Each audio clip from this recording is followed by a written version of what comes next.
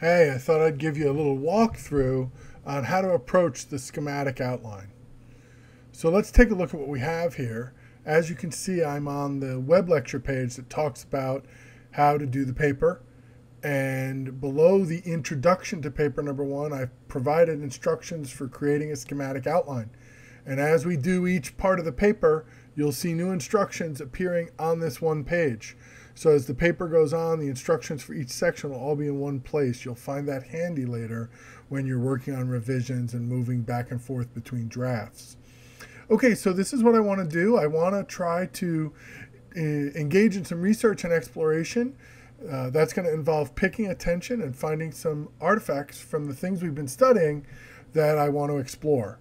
Notice I'm not doing any writing yet. I'm just picking attention and identifying my artifacts, but I am doing correct MLA citations for those artifacts.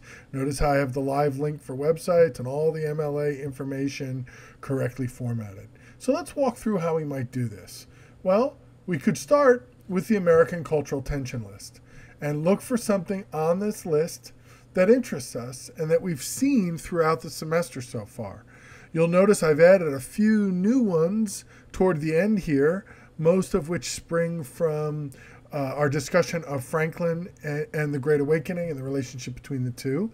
So if you have any questions about any of these, you're not sure what I mean by them, feel free to send me a text or an email or give me a buzz and I can give you some ideas to help you work on that. But you take a look at this list and you pick out one that's been working for you or one that you're interested in. And then that becomes basically, as you saw back in the original instructions, the header for your schematic outline. Once you've got your tension, now you're going to want to move and find some artifacts. And I have created a link to all the things that we've read so far this semester. And it includes live links to all those resources. Typos and all, those crazy typos. Anyway, so there's links to documents, there's links to websites with primary artifacts, there's links to really kind of everything we've done except the movies, which you need to link to on your own. And not only are there links, but there's suggestions, reminders of what you want to do here. And let's remember that each of our paragraph needs to be built around a primary artifact, which means something created before 1860, in most of our cases way before 1860.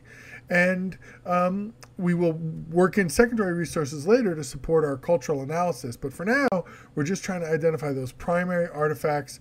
We need 4 of them for this paper. Each becomes a body paragraph. Now, if you read my instructions, you'll notice I said 3 is good enough for the schematic outline. And the reason 3 is good enough for the schematic outline is because you will probably find something over the next 2 weeks you want to add to the set. So if you have 4 now, great, put all 4 in. But if you don't, 3 is enough for now. So let's review. All right, I go to my schematic outline. I need my tension. I've chosen that. I need my 4 artifacts. Here they are, and we're working with the sample essay here. And now what I want to do is make sure I'm formatting them correctly. So now I'm going to click on the Using, Documenting, and Evaluating Sources lecture and review that material, and in particular, use all the links to the library handouts and to the library pages that provide examples. So there's a handout with all the generic forms. Then there's specific pages for the different kinds of things you might encounter. And also the sample works cited citations in the sample essay itself can often help you because most of them are the forms that you'll use in yours.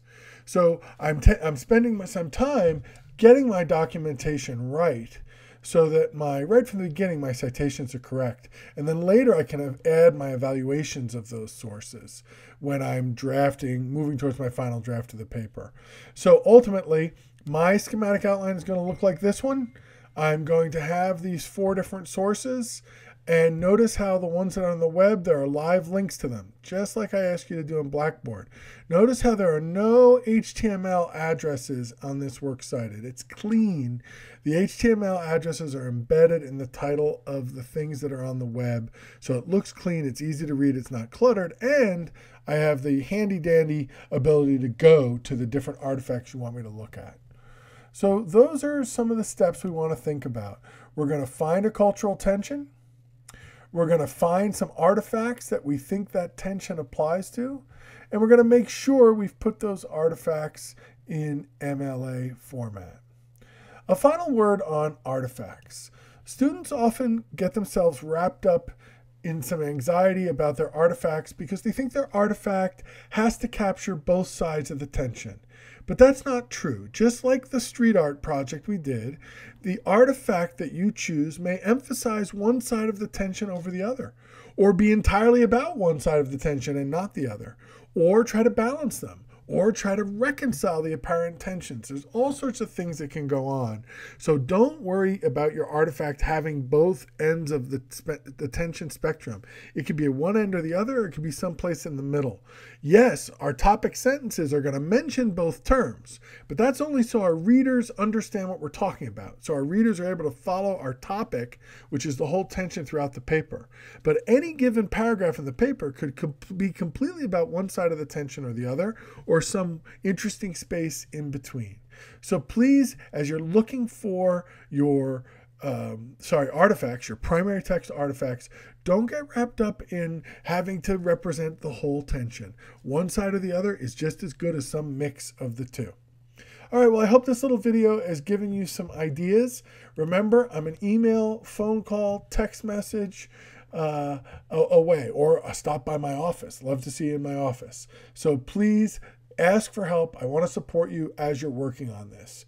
See you in Blackboard, and see you next week in our one-to-one conferences. Thanks.